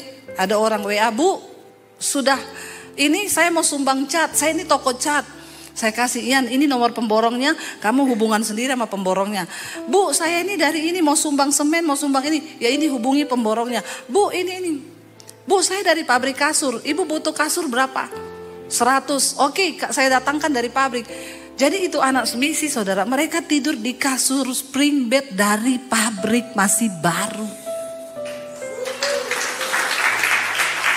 Lengkap sama bantal guling. Saya bilang jangan dikasih gulingnya, bantal toh. Keenakan mereka. Mau jadi hamba Tuhan di desa, malah peluk-peluk guling. Nanti pada gak mau lulus semua bertahan di situ semua, gak mau pulang ke kampung. Enak aja saya dulu tidur pakai dus Indomie. Kamu tidur di busa semua enak. Di telepon, Bu, waktu sudah terakhir. Saya bilang sama suami, kita belum beli furniture loh buat kita punya sekolah. Nanti kita lihat yang murah-murah. Saya mau pelayanan ke Malang ini. HP saya ting, Bu. Saya dari pabrik furniture di Malang. Ibu kapan ada waktu ke Malang? Ini saya mau ke Malang. Ibu mampir di pabrik kami. Tuhan suruh saya hubungi ibu. Ibu pilih furniture mana yang ibu perlu. Buat ditaruh di tempatnya ibu. Dari distributor Panasonic telepon, Bu, saya semua yang berbau Panasonic dari saya. Lampu listrik, semua AC dari saya. Sampai selesai, saudara tahu uang yang sudah saya simpan untuk pembangunan tidak terpakai. Tuhan mencukupi semuanya. Saya tidak pernah minta proposal, ya Pak Lukas ya. Saya nggak pernah WA Pak Lukas kan, Pak tolonglah Pak ya. Saya lagi mau bangun atap Pak ya, butuh sekian M ya. Saya nggak pernah hubungi Pak Petra ya Pak. Minta proposal kan. Sorry saudara. Kadang orang berpikir, kita itu berteman dengan pejabat Pak Yoris, Pak Petra. Bu Debbie itu pasti salsat sepret. Saya punya prinsip saudara. Kita ini kalau dalam hal uang tidak dapat dipercaya. Tidak mungkin Tuhan beri kepercayaan yang lebih besar. Tapi ketika dalam hal mamon engkau bisa dipercaya, maka Tuhan akan memberkati engkau berlebih. Amin saudara. Kalau ada hamba Tuhan sampai meminta atau memberi proposal, maaf saudara ya. Bagi saya apalagi itu bukan jemaatnya. Kalau memang Pak Lukas kan ini memang jemaat, kita semua membangun gereja ini bersama-sama. Ya, saya punya prinsip. Orang yang sungguh-sungguh mengandalkan Tuhan, engkau akan melihat unlimited Tuhan bekerja. Sampai hari ini di asrama saya di sekolah Alkitab itu ada 32 orang dengan staff dan security. Pengeluarannya setiap bulan itu puluhan juta, 6 bulan satu angkatan ratusan juta. Tadinya saya pikir uang dari mana Tuhan? Saudara tahu? Yang tidak pernah kita pikirkan sampai hari ini. Bu, dari pabrik tahu, kirim tahu 600, kirim tempe 30 batang. Katanya nanti setiap 2 minggu mereka akan kirim rutin. Telur 2 peti besar. Bu, ini ada orang yang kirim ayam sekian puluh kilo. Bu, ada yang kirim daging babi. Bu, ini ada yang kirim sayur berkarung-karung. Sampai kami harus berbagi dengan panti asuhan. Karena kebanyakan.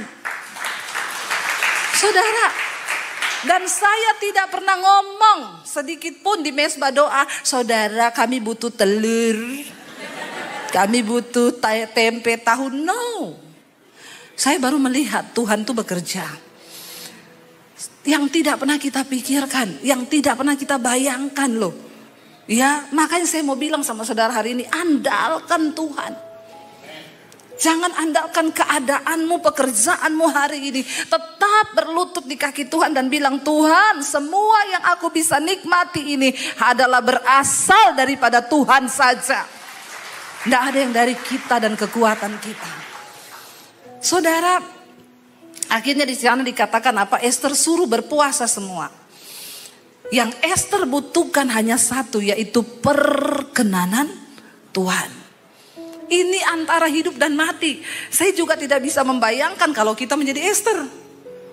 Dia akhirnya bilang apa? Ya sudah, kalau memang dengan cara ini aku mati, biarlah aku mati.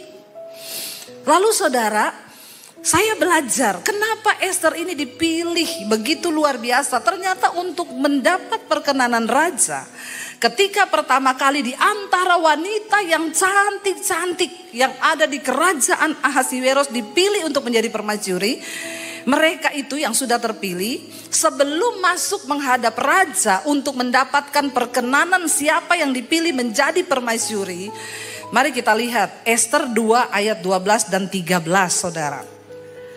Apa persiapannya untuk menjadi seorang ratu yang akan mendapatkan perkenanan raja menjadi permaisuri?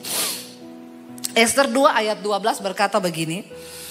Tiap-tiap kali seorang gadis mendapat giliran untuk masuk menghadap Raja Ahasiweros, dan sebelumnya ia itu dirawat menurut peraturan bagi para perempuan selama berapa lama? 12 bulan atau 1 tahun. Sebab seluruh waktu itu digunakan untuk apa? Pemakaian wangi-wangian. 6 bulan untuk memakai minyak mur, dan 6 bulan lagi untuk memakai minyak kasai serta lain wangi-wangian perempuan. Untuk bisa mendapatkan perkenanan raja, 1 tahun mereka dilulurin pakai minyak mur sampai badan mereka itu menyatu dengan bau harum dari minyak mur. Di rempah-rempah 6 bulan lagi, 6 bulan dipakein minyak mur, 6 bulan dipakein rempah-rempah yang lain. Supaya ketika menghadap raja, wangi itu keluar dari tubuhnya. Jangan sampai bau ketek. Kalau ada menghadap raja bau ketek, yang ada raja langsung bilang, gantung ini di tiang jemuran sana. Ya, karena memang bau ketek itu sangat mengganggu sekali ya. Jadi tolonglah pakai deodoran yang bau-bau itu ya. Artinya apa saudara? Untuk mendapatkan perkenanan Tuhan itu, maka hidup kita ini harus mengeluarkan bau yang harum. Tuhan suka dengan bau harum. Baca 2 Korintus pasal 2 ayat 14 dan 15 saudara. Firman Tuhan berkata di sana begini. Ya, 2 Korintus 2 ayat 14 dan 15. Tetapi syukur bagi Allah yang dalam Kristus selalu membawa kami ini di jalan kemenangannya. Dengan perantaraan kami ia menyebarkan keharuman apa? Pengenalan akan Dia di mana-mana.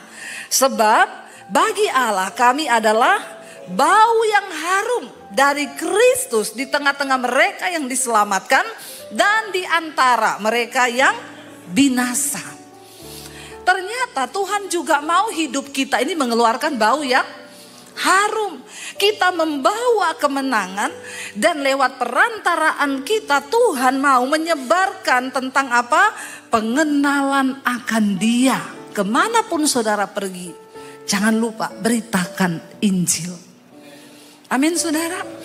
Bahkan lewat hidup kita ada bau harum yang muncul di hadapan Tuhan. Apa bau harum yang sangat disukai Tuhan? Satu saja, kekudusan. Jangan ada bau busuk dosa dalam hidup kita. Sebab itu akan menghalangi berkat Tuhan. Jangan kau simpan kenajisan. Jangan kau simpan perselingkuhan. Jangan kau simpan homoseksual, lesbian. Jangan kau simpan kepahitan, kebencian, kedengkian, iri hati, amarah. Itu semua adalah bau yang busuk di hadapan Tuhan. Karena Alkitab berkata Allah itu kudus, dan tanpa kekudusan tidak ada seorang pun akan melihat Tuhan. Melihat saja tidak bisa, apalagi mendapat perkenanan Tuhan. Esther itu bayangkan 1 tahun dirempahi semua badannya untuk dia bisa mengalami tubuhnya itu mengeluarkan bau yang harum. Dan raja senang. Dan akhirnya saudara, kita tahu kisahnya. Ketika Esther datang menghadap raja, kita lihat saudara, di sana dikatakan Esther 4 ayat 15 ya. Esther sudah menyuruh menyampaikan. Esther 5 sekarang ayat yang 1. Pada hari yang ketiga setelah Esther selesai puasa, ya, dia mengenakan pakaian ratu. Menghadap raja ini tidak sembarangan, harus pakai baju ratu saudara. Lalu berdirilah ia di pelataran dalam istana raja. Esther masuk ya, melewati pintu. Ini adalah saat yang paling mendebarkan. Tepat di depan istana raja. Raja bersemayam di atas tahta kerajaan dalam istana, berhadapan dengan pintu istana itu. Ketika raja melihat Esther, sang ratu berdiri di pelataran, Alkitab berkata apa saudara?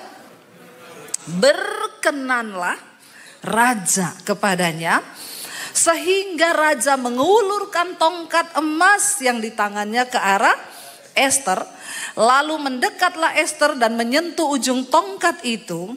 Tanya raja kepadanya, apa maksudmu hai Ratu Ester? Dan apa keinginanmu? Sampai setengah kerajaan sekalipun akan diberikan kepadamu. Sebut engkau minta apa. Tapi Ester tidak langsung berkata. Ester bilang begini, jawab Ester, jikalau baik bagi pemandangan raja, datanglah kiranya raja dengan Haman pada hari ini ke perjamuan yang akan diadakan oleh hamba bagi raja. Ester bilang, saya akan bikin pesta kecil makan-makan dan saya mengundang raja dan Haman untuk datang. Lalu saudara, ketika itu raja lagi makan dan minum, raja bertanya, apa yang engkau minta? Kasih tahu kepadaku. Ester bilang, aku minta satu lagi, besok akan aku kasih tahu. Besok bisa nggak raja datang lagi ke perjamuan pesta yang akan aku buat, tapi datang sama Haman. Raja bilang, oke, besok aku akan datang dengan Haman. Perhatikan, ketika Ester mendapat perkenanan Tuhan, bukan hanya perkenanan raja. Kita baca Ester pasal yang ke-6, ayat yang pertama. Waktu raja pulang dari perjamuan itu, dikatakan ya Ester 6 ayat 1. Pada malam itu juga raja tidak dapat tidur. Mungkin juga dia gelisah, apa yang Ester minta ya. Ester tuh kok gak kasih tahu. Dia bikin penasaran aku besok lagi. Maka ketika raja gak bisa tidur, maka bertitalah baginda membawa kitab pencatatan sejarah untuk dibacakan di hadapan raja. Karena raja gak bisa tidur, dia panggil ajudannya, bawa ke sini ya kitab catatan raja. Tolong kamu baca-baca lagi di depanku. Itu sejarah-sejarah yang terjadi di kerajaan. Dan di situ didapati suatu catatan tentang Mordekai. Ya. Yang pernah memberitahukan bahwa Bigtan dan Teres, dua orang sida-sida raja yang termasuk golongan penjaga pintu, itu telah berikhtiar untuk membunuh Raja Ahasiweros. Ternyata ketika dibuka-buka catatannya, ketemulah tentang kisah dari Mordekai. Saudara, saya mau tanya, raja tahu nggak kalau Haman ini lagi berikhtiar membunuh Mordekai? Enggak, raja enggak tahu. Tapi Tuhan tahu. Tuhan tahu. Dan bukan secara kebetulan raja tidak bisa tidur lalu buka-buka sejarah istana. Lalu terbaca loh, dulu ini ada orang namanya Mordekai. Dia pernah menyelamatkan aku loh dari dua orang penjaga pintu yang mau membunuh aku. Saudara, mungkin orang lain tidak menghargai engkau atau melupakan semua kebaikan dan jasamu. Tapi ingat, Tuhan itu tahu memberi upah kepada orang-orang yang setia kepada Dia. Amin. Karena Alkitab berkata Tuhan tahu siapa milik kepunyaannya. Tidak usah kita sibuk pencitraan, bela diri, karena Tuhan tahu siapa kita sebenarnya. Maka saudara, bertanyalah raja, kehormatan dan kebesaran apa yang sudah dianugerahkan kepada Mordekai oleh sebab perkara itu. Lalu jawab ajudannya, jawab para biduanda raja yang bertugas pada baginda, kepadanya tidak pernah dianugerahkan apapun. Mungkin juga kasus ini ditutup sama Haman, jangan sampai Mordekai ini dihormati. Makanya dia bilang, oh enggak pernah Pak Raja, Mordekai tidak pernah dikasih apa-apa dari jasanya dia menyelamatkan nyawa raja. Saudara, Tuhan itu enggak pernah lupa dengan kebaikan, dengan apa yang pernah kita tabur.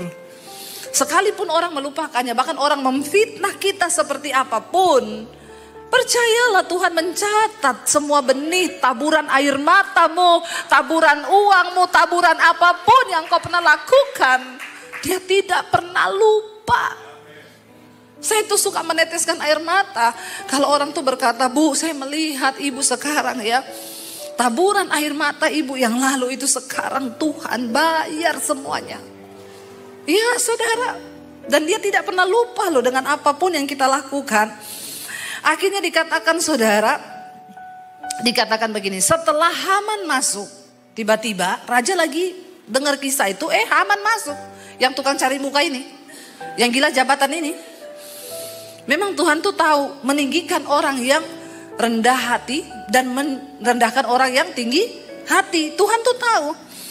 Setelah Haman masuk, bertanyalah raja kepadanya, apakah yang harus dilakukan kepada orang yang raja berkenan menghormatinya? Kata Haman dalam hatinya begini, siapa lagi kalau bukan aku yang akan dihormati oleh raja? Sorry ya. Kasihan deh lu. Ya, GR. Ya, dia pikir dia yang mau dihormati raja, saudara. Lalu dia berkata dalam hatinya, ya, siapa lagi katanya dia, ya, yang akan diberi kehormatan lebih dari kepadaku. Oleh karena itu Haman jawab kepada raja mengenai orang yang raja berkenan menghormatinya. Dia bilang dia harus dipakaikan bajunya raja, diberikan kudanya raja, diberikan keretanya raja, bahkan diberi mahkotanya raja. Dan saudara tahu hari itu Haman sudah menyuruh orang membuat tiang gantungan untuk Mordekai yang tingginya 50 hasta.